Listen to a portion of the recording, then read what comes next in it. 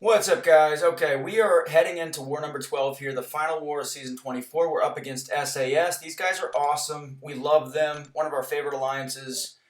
And the story here is that we're in third place currently at the start of this war, and they're in fourth place. Like, I don't know the exact point differential, but I think it was like 10,000 points behind us. Very, very, very close. So whoever wins this war is going to finish in third. Whoever loses is going to finish in fourth. If you guys have been watching this channel for a while, or other, Legacy's channel, Brian's, other 4Loki members, then you probably know that 4Loki is kind of synonymous with fourth place finishes in Alliance War. It's actually really frustrating. It can be really frustrating. We always seem to be on the outside of the top three. So we finished top three 2 times previous to this season, and we're hoping to make it a third time here. We've finished fourth place.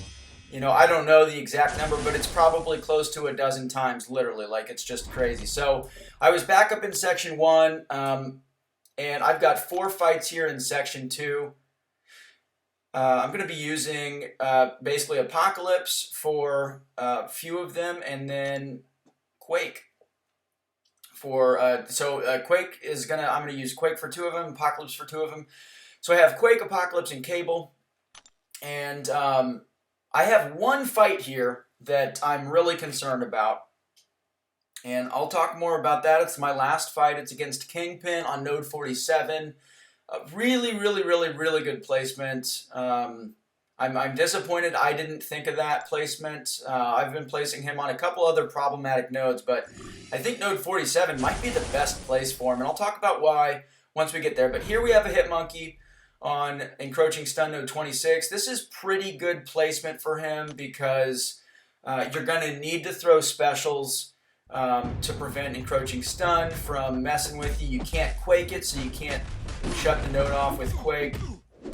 And, anytime you knock him down, like with a special attack, he's going to trigger Primal Rage and Assassin's Cunning, which make his SP1 unblockable, give him 100% evade chance, and he can also shrug off debuffs. He's just, for 7 seconds after you knock him down, you guys will see here, he's going to get 2 passive icons underneath his health bar there, Assassin's Cunning, Primal Rage. And they're on 7-second timer. So what I'm going to do is I'm just going to completely wait out the encroaching stun timer. I need to bait this SP1 real quick. Alright, he's not going to let me. That's okay. I'm going to do full combo into my SP1 because my encroaching stun timer is coming up, and boom, he's down. So the tricky thing about HitMonkey is just making sure that you can evade his SP1, playing patiently against him if you're going to knock him down, and knowing his abilities. But the good thing about him is that he's got a really low health pool, and usually you can end fights against him pretty quickly. So, alright, here we have a rank 3 Immortal Abomination, basically my most desired champ. I do have him at rank 3, but he's unawakened. I really want to get him awakened, so this path does also have passive heal block. I'm not running suicides at all with Quake here, and this node in particular has redoubled determination. And you guys see those poisons underneath his health bar? He's got 3 poisons. Poison actually gets double the benefit from redoubled determination. So basically on this node, if you can Quake him because you're going to avoid a lot of the issues. If you try to use a different champ and he gets to an SP3, you're just going to die instantly from the passive acid burn. So yeah, ultimately this is it is a pretty easy Quake fight. You just really don't want to mess up because he's got a chance on contact to poison you, and with heal block, his poisons don't really tick for very much. A rank 3, I think it ticks for like a little less than 200 damage total, so it's not a huge deal, but if you were to stack up a few poisons, I don't know. I mean, you can just lose a lot of health. So that fight is over. The next fight is also, it's a pretty easy Quake fight. But it's also a kind of scary Quake fight because if she gets to an SP1, she starts building up those prowesses. She can absolutely destroy you with her special attacks. And against Quake, if she does land an SP1, she'll inflict a slow. I think it's a debuff, but it might be a passive. Either way, she inflicts slow, and then you won't be able to Quake her at all. So as long as you don't mess up in this fight, it's a pretty straightforward Quake fight. And fortunately for me, my quaking the last kind of half of the season was pretty on point. So, you know, I really like to run at least half suicides with Quake if I can, but I did feel pretty confident in quaking these 2 fights. So I sacrificed the damage for some extra health, just in case, and I just trusted my quaking abilities to get myself through. All right, so now she has a prowess buff. She gained a little bit of power there from my heavy, but because she was concussed while I threw my heavy, I don't know if she gained power there. Oh, I think it's because she was concussed. She didn't gain power from Rich Get Richer. That's what it was. Because I threw my heavy. I lost my dexterity buff, but she was concussed, so I didn't have to worry about her gaining power. It doesn't matter. All right. So this is the fight that I was worried about. I'm going to talk about it a little bit here. So Kingpin has a 60% chance to shrug debuffs or purify them into rage stack. So magic is off the table. They're also running protect, so magic again is off the table.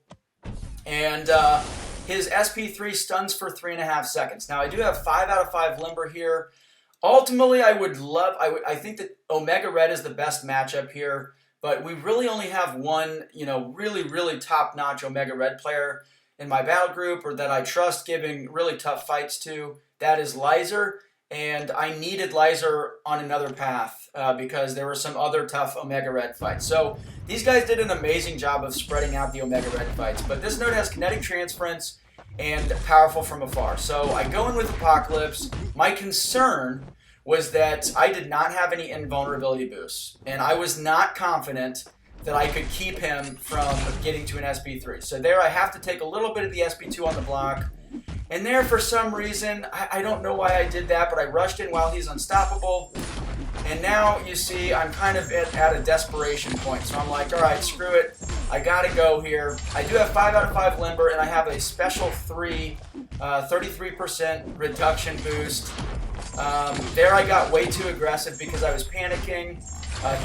He texted me, and then he dexed me, and then he punished me. That knocked my health down, and at this point I know that I'm dead. I am able to get off that stun through the block, but I tried to go the medium, and then start another combo route.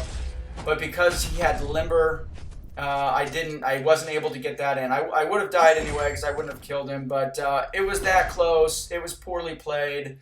I'm really disappointed, but I was fearful that that would have happened. So I think that I survived that fight with Apocalypse, even taking the SP3, if I didn't have that panic where I rushed in to try to get, you know, an unneeded combo. He ended up comboing me, and I lost about 40% of my remaining health. So, and then that was super weird. I tried to heavy at the start, and I don't know, I guess it didn't register my heavy, so, but there for a second I was like worried, like, wait a minute, did I miss something in his abilities where now he can bypass Quake? He can't. I think that Quake is the answer if you can't do Omega Red, maybe even if you can do Omega Red, but that's the end of our season. We finished clearing again with a 1, and that's the end of the video, guys. I hope you enjoyed. Leave a like and a comment. Subscribe if you can. I'll have the season rewards opening posted tomorrow. And then I've got a special video coming on how I would improve Alliance War for future seasons. It is going to take me a little bit of time, but that's going to be the next big video on the channel. So stay tuned for that, and I'll see you in the next video.